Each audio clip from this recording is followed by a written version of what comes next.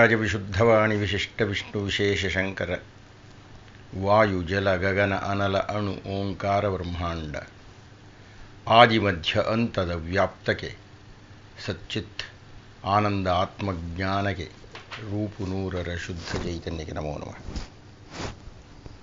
ಮಹಾಭಾರತದ ಆತ್ಮೀಯ ಪ್ರೇಕ್ಷಕರೇ, ವೀಕ್ಷಕರೇ, ವಿಮರ್ಶಕರೇ, ಆಸಕ್ತರೇ, ಕೃಷ್ಣನ ಆಗಮನ ಆಗಿಬಿಟ್ಟಿದೆ ಕೌರವನ ಆಸ್ಥಾನಕ್ಕೆ.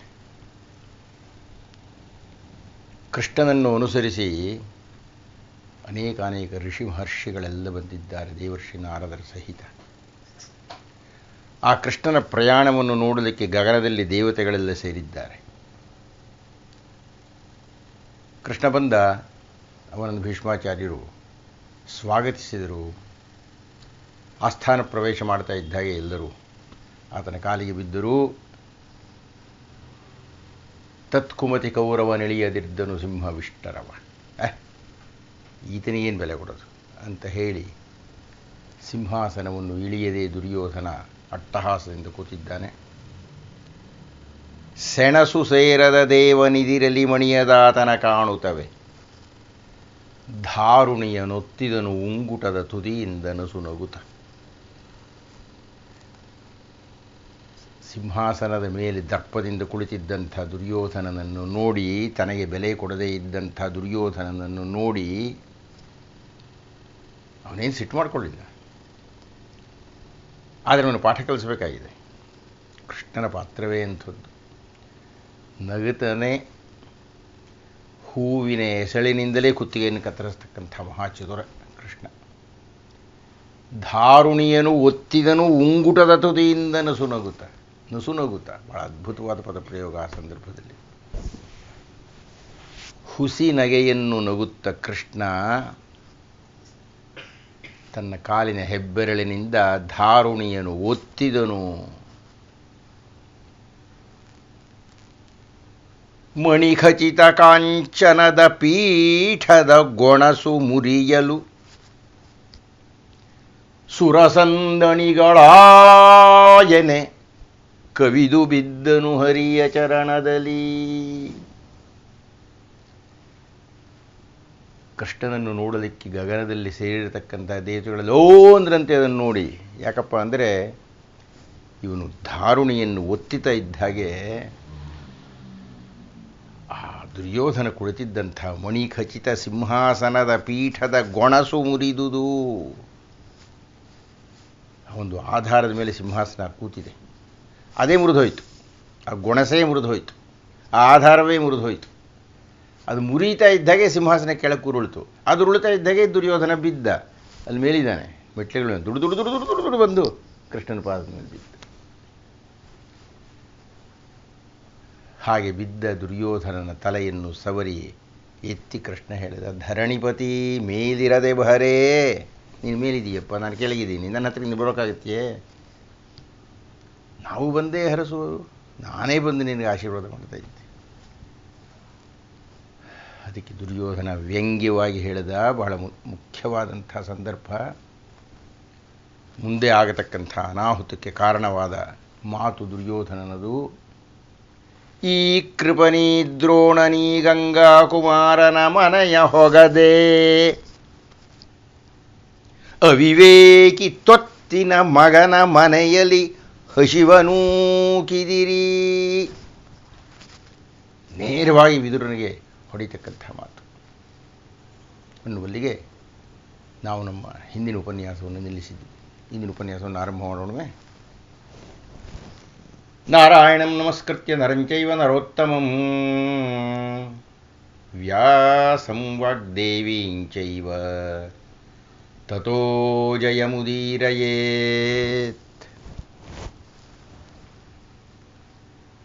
ಅಲ್ಲಪ್ಪ, ಏನೋ ದೊಡ್ಡ ಮನುಷ್ಯ ಬಂದಿದೆ, ರಾಯಭಾರಿಯಾಗಿ ಬಂದಿದೆಯಾ, ನಿನ್ನೆಲ್ಲ ಹೊಗಳ್ತಾ ಇದ್ದಾರೆ, ನೀನೇನೋ ಅವತಾರ ಪುರುಷ ಅಂತ ಹೇಳ್ತಾ ಇದ್ದಾರೆ, ನಿನ್ನ ಬಗ್ಗೆ ಸಾಹಸಗಳು ಸಾಕಷ್ಟು ಪ್ರಚಾರದಲ್ಲಿದೆ, ಎಲ್ಲರನ್ನೂ ಮರುಳು ಮಾಡತಕ್ಕಂಥ ರೂಪವನ್ನು ಹೊಂದಿದ್ದೀಯಾ, ಮೃದುವಾಗಿರತಕ್ಕಂಥ ಮಾತು, ಆಕರ್ಷಕವಾದ ಶೈಲಿ, ಹಸನ್ಮುಖ, ಎಲ್ಲ ಜನರು ಮರುಳಾಗಿ ಬಿಟ್ಟಿದ್ದಾರೆ. ಜನರೇನು, ನಾವೂ ಮರುಳಾಗಿದ್ದೇವೆ. ನಿನ್ನ ಬಗ್ಗೆ ನನಗೆ ಬಹಳ ಗೌರವ ಇದೆ. ಅದು ಇರುವ ಕಾರಣದಿಂದಲೇ ಭೀಷ್ಮಾಚಾರ್ಯರು, ದ್ರೋಣಾಚಾರ್ಯರು, ಕೃಪಾಚಾರ್ಯರು ನಮ್ಮ ಮನೆಯಲ್ಲಿ ಎಲ್ಲರೂ ವಿವಿಧ ಭಕ್ಷ್ಯ ತಯಾರು ಮಾಡಿದ್ದೆವು. ನೀನು ಬರ್ತೀಯ ಅಂತ ಕಾದ್ಕೊಂಡಿದ್ದೆವು. ಬರ್ತೀಯ ದೊಡ್ಡ ಮನುಷ್ಯ ಅಂತ. ನೀನೆಲ್ಲಿ ಬಂದೆ ನಮ್ಮಂಥವ್ರ ಮನೆಗೆ? ಯಾರ ಮನೆಗೂ ಹೋಗದೆ ಅವಿವೇಕಿ ತೊತ್ತಿನ ಮಗನ ಮನೆಯಲ್ಲಿ ಹಸಿವನೂಕಿದಿರಿ. ನಾನು ವಿದುರ ಅವಿವೇಕಿ, ಅವನು ಜ್ಞಾನವೇ ಇಲ್ಲ. ಅದಕ್ಕಿನ್ನ ಭಾರಿಯಾದ ಒಂದು ಪದವನ್ನು ಬಳಸಿಬಿಟ್ಟ ದುರ್ಯೋಧನ. ತೊತ್ತಿನ ಮಗನ ಮನೆಯಲ್ಲಿ ಎಂದ. ಅವರಮ್ಮ ಯಾರು? ಕಥೆ ಎಲ್ರಿಗೂ ಗೊತ್ತೇ ಇದೆ.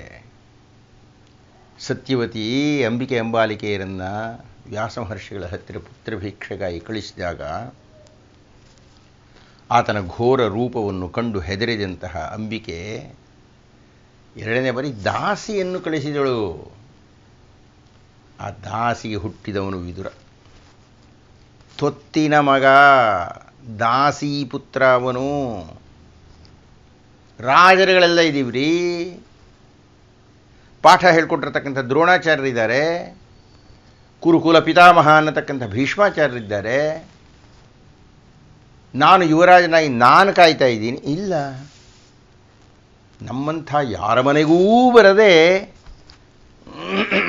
ಒಬ್ಬ ಶೂದ್ರನ ಮನೆಗೆ, ಅದಕ್ಕಿನ್ನ ಅಧಿಕವಾಗಿ ಒಬ್ಬ ದಾಸಿ ಪುತ್ರನ ಮನೆಗೆ ಊಟ ಮಾಡೋಕ್ಕೆ ಹೋಗಿದೀಯ ನೀನು. ಏನು ಮಾಡೋದು? ನಿಮ್ಮಪ್ಪ ಯಾರು, ನಿಮ್ಮಮ್ಮ ಯಾರು? ನೀವು ನಿಮ್ಮ ಅಂತಸ್ತನ್ನು ಹೊಂದಿಕೊಳ್ತೀರಿ ಅಂತ ದುರ್ಯೋಧನ ತೀಕ್ಷ್ಣವಾಗಿ ನುಡಿದು ಬಿಟ್ಟೆ. ಅವನ ಉದ್ದೇಶ ಇದ್ದಿದ್ದು ವಿದುರನನ್ನು ಟೀಕೆ ಮಾಡಬೇಕು ಅಂತ ಅಲ್ಲ, ಕೃಷ್ಣನನ್ನು ಚುಚ್ಚಬೇಕು ಅಂತ. ಅದಕ್ಕೆ ಕೃಷ್ಣ ಉತ್ತರ ಹೇಳ್ತಾ ಇದ್ದ ಅಷ್ಟರಲ್ಲಿ ವಿದುರನಿಗೆ ಸಿಟ್ಟು ಬಂತು. ಬರದೇ ಇರ್ತೀಯೇ ಆಸ್ಥಾನ, ತೊತ್ತಿನ ಮಗ, ಕೆಲಸದೋಳ ಮಗ, ಹೀಗೆಲ್ಲ ಅತ್ಯಂತ ಅವಹೇಳನ ಮಾಡಿ ಮಾತನಾಡಿದ್ದಾನೆ ದುರ್ಯೋಧನ. ಹೌದೇನಯ್ಯ? ಕೂಗು ಬಿಟ್ಟದು. ಸಾಮಾನ್ಯವಾಗಿ ವಿದುರ ಹಾಗೆಲ್ಲ ಮಾತಾಡೋದಿಲ್ಲ. ವರಜನನಿಗಾದಿಯಲಿ ಗಂಡರ ದಾರು ಹೇಳೆಂದ. ನಮ್ಮಮ್ಮನ ಹೆಸರು ತಗೊಂಡು ಮಾತಾಡ್ತಾ ಇದೀಯೇನೆ? ನಿಮ್ಮಮ್ಮ ಏನು? ವರಜನನಿಗೆ, ನಿಮ್ಮಮ್ಮನಿಗೆ. ಯಾರು ಮೊದಲನೇ ಗಂಡ? ನಾನು ಬಿಡು, ದಾಸಿ ಪುತ್ರ. ಆದರೆ ನೀನು, ನಿಮ್ಮ ಅಮ್ಮ ಮದುವೆಯಾಗುವುದಕ್ಕಿಂತ ಮುಂಚೆ ಜಾತಕಗಳನ್ನು ಪರಿಶೀಲನೆ ಮಾಡಿದಾಗ ನಿಮ್ಮಮ್ಮನ ಜಾತಕದಲ್ಲಿ ವೈಧವ್ಯ ಪ್ರಾಪ್ತಿ ಅಂತ ಇತ್ತು. ಏನದು? ಬಹಳ ಯೋಚನೆ ಮಾಡಿ ನಿಮ್ಮಮ್ಮನನ್ನು ಮೊದಲು ಒಂದು ಕತ್ತೆಗೆ ಕೊಟ್ಟು ಮದುವೆ ಮಾಡಿದರು. ಮದುವೆ ಆದಮೇಲೆ ಸತ್ತುತು. ಅಲ್ಲಿಗೆ ನಿಮ್ಮಮ್ಮನಿಗೆ ಮದುವೆ ಆಗಿತ್ತು. ಅದಕ್ಕಿನ್ನ ಮುಖ್ಯವಾಗಿ ನಿಮ್ಮಮ್ಮ ವಿಧವೆಯಾದಳು. ನೀನು ವಿಧವಾ ಪುತ್ರನಾಗಿದ್ದೀಯ. ಆಕೆ ಆಮೇಲೆ ನಿಮ್ಮ ಅಪ್ಪನನ್ನು ಮದುವೆ ಆದ. ಇದು ನಡೆದ ಕಥೆ, ಗೊತ್ತಾ ನಿಮಗೆ? ವರ ಜನನಿಗೆ ಆದಿಯಲ್ಲಿ ಗಂಡರು ಅದು 6 ಹೇಳೆಂದ.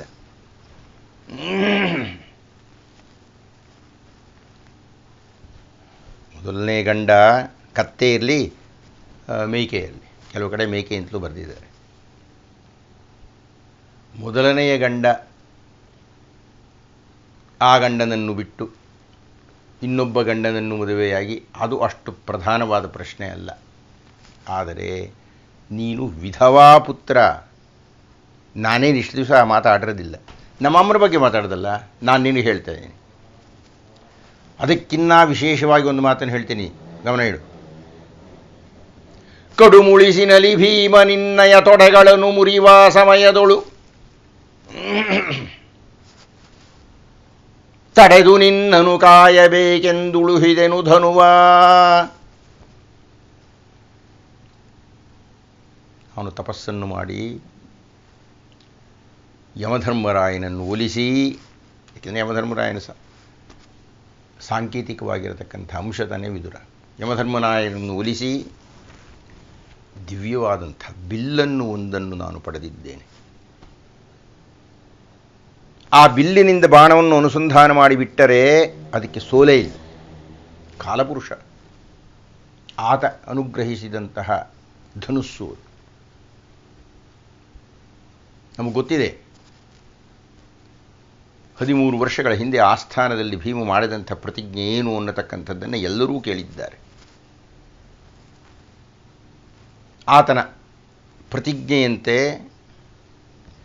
ಭೀಮ ನಿನ್ನ ತೊಡೆಗಳನ್ನು ಮುರಿಯುವ ಸಂದರ್ಭ ಬರುತ್ತದೆ.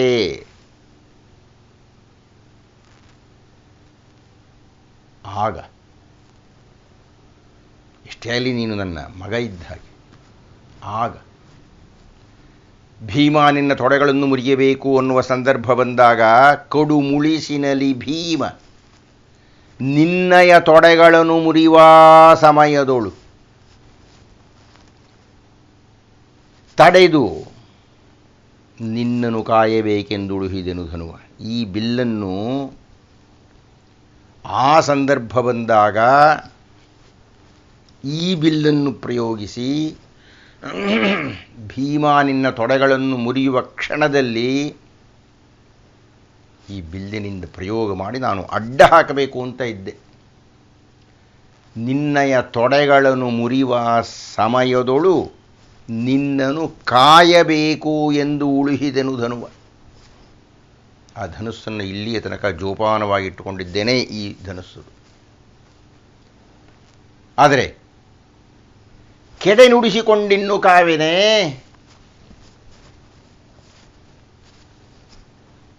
ಹೀಗೆ ಬೈದ್ಬಿಟ್ಟಲ್ಲ ನೀನು ನನ್ನ ದಾಸಿಪುತ್ರ ಅಂದ್ಬಿಟ್ಟಲ್ಲ. ನನ್ನ ಮನೆಗೆ ಕೃಷ್ಣ ಊಟಕ್ಕೆ ಬಂದಿದ್ದಕ್ಕೆ ಅವನನ್ನು ಬೈದಲ್ಲ, ತನ್ಮೂಲಕ ನನ್ನನ್ನು ಸಾಕಷ್ಟು ಹೀಯಾಳಿಸಿದೆಯಲ್ಲ. ಎಲ್ಲ ಆಸ್ಥಾನಿಕರ ಮುಂದೆ ನನ್ನ ಮರ್ಯಾದೆಯನ್ನು ತೆಗೆದೆಯಲ್ಲ. ಕೆಡೆ ನುಡಿಸಿಕೊಂಡಿನ್ನು ಕಾವೆನೆ ಅಂತ ಹೇಳಿ ಹಿಡಿದ ಬಿಲ್ಲನು ಮುರಿದನ ಕುರುರಾಯ ಬೆರಗಾಗೆ. ಇನ್ನು ನಾನು ಈ ಬಿಲ್ಲನ್ನು ಉಪಯೋಗಿಸಿ ನಿನಗೆ ರಕ್ಷಣೆ ಕೊಡ್ತೀನ? ನಾನು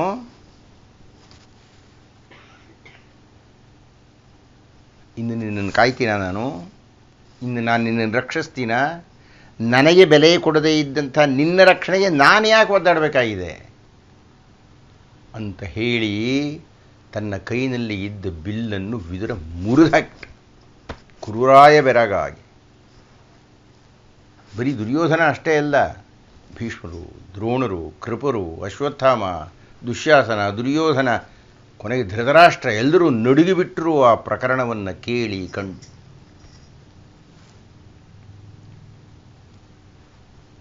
ಯಾವಾಗ ಈ ಘಟನೆ ನಡೆದು ಹೋಯಿತೋ ಕುಮಾರವ್ಯಾಸನ ತುಂಬ ಸುಂದರವಾಗಿ ಹೇಳ್ತಾನೆ.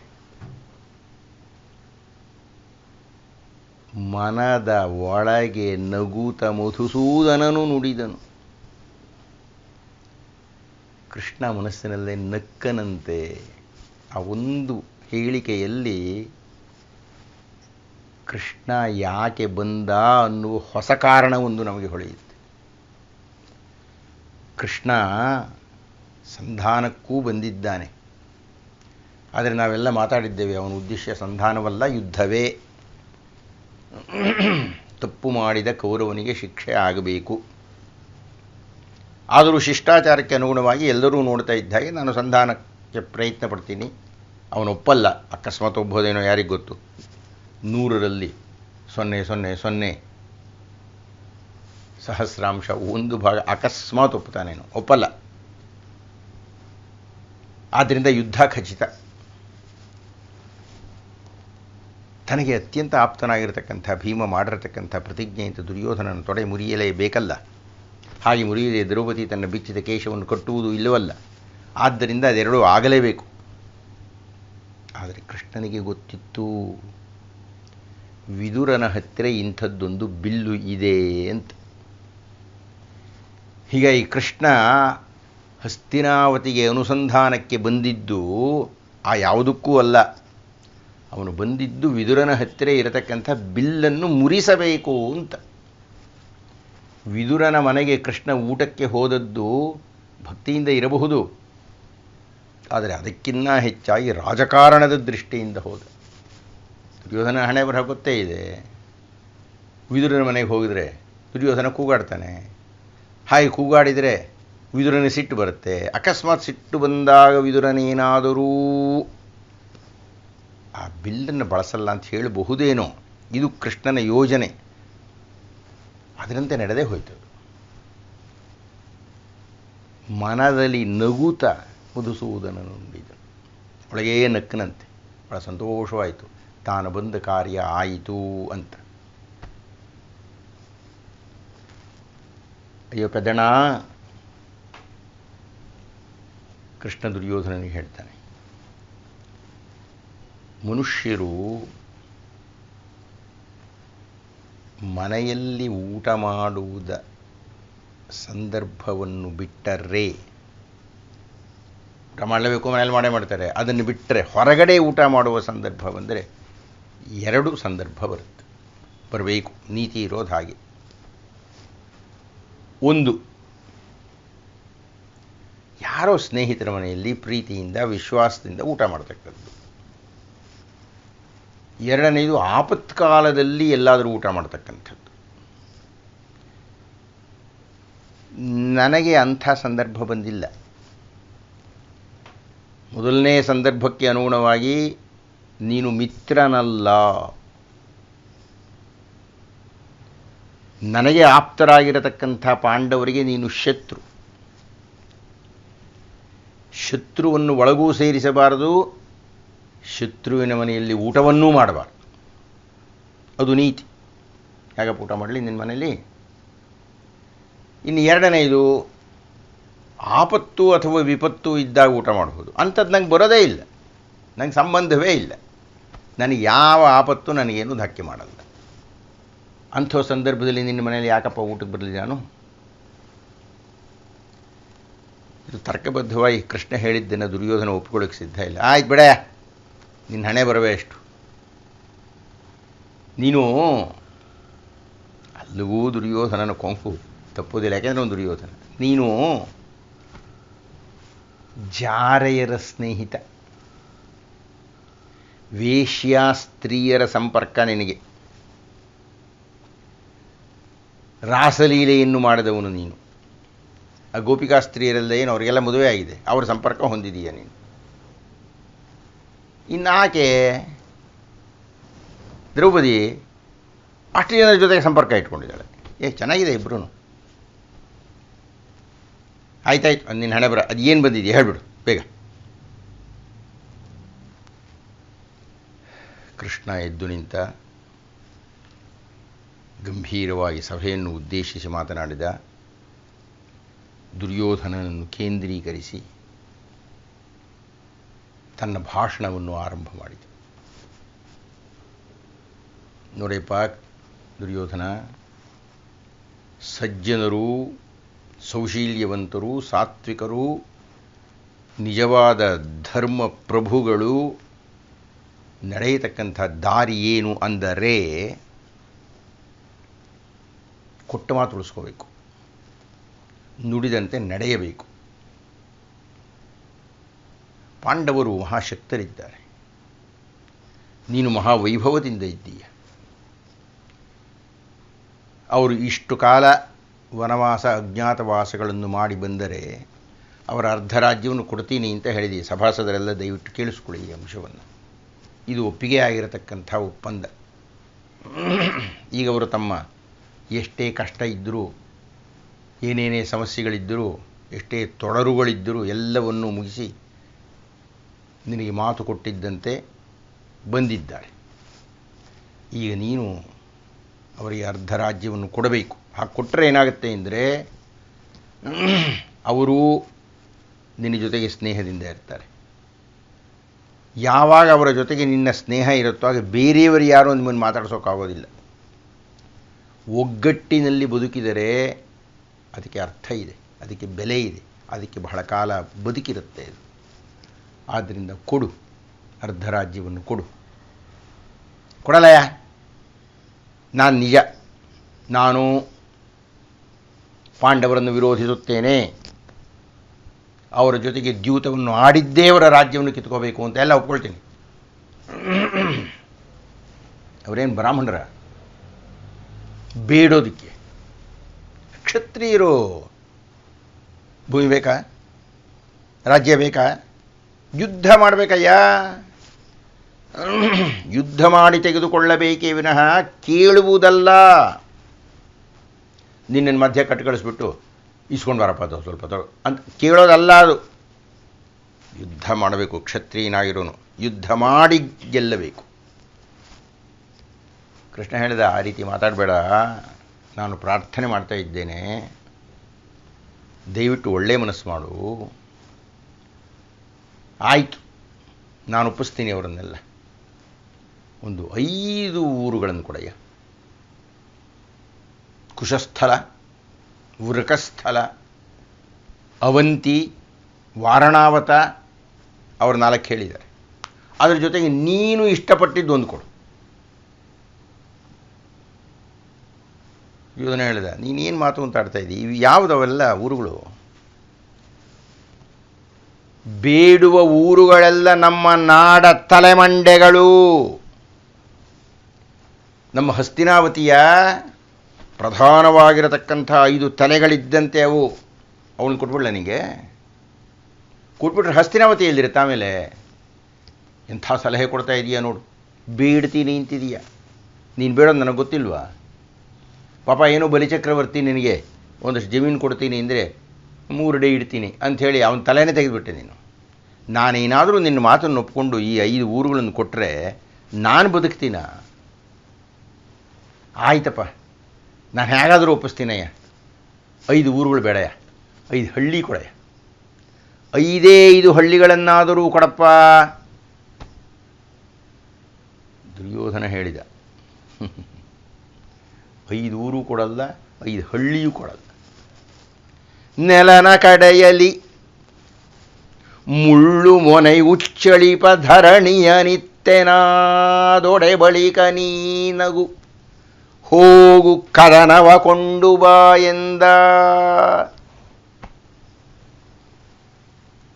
ದುರ್ಯೋಧನ ಅಷ್ಟು ತೀಕ್ಷ್ಣವಾಗಿ ತಿರಸ್ಕರಿಸಿಬಿಟ್ಟು ಆಮೇಲೆ ಮುಂದಿನ ಏನು ಅನ್ನೋದನ್ನು ಮುಂದಿನ ಉಪನ್ಯಾಸದಲ್ಲಿ ನೋಡೋಣವೇ. ವೇದ ಪಾರಾಯಣದ ಫಲ, ಗಂಗಾದಿ ತೀರ್ಥಸ್ನಾನ ಫಲ, ಕೃಚ್ಛ್ರಾದಿ ತಪಸಿನ ಫಲವು, ಜ್ಯೋತಿಷ್ಠೋಮಯಾಗ ಫಲ, ಮೇದಿನಿಯನು ಒಲಿದಿತ್ತ ಫಲ, ವಸ್ತ್ರಾದಿ ಕನ್ಯಾದಾನ ಫಲಬಹುದು. ಆಧರಿಸಿ ಭಾರತದೊಳೊಂದಕ್ಷರವ ಕೇಳ್ದರಿಗೆ.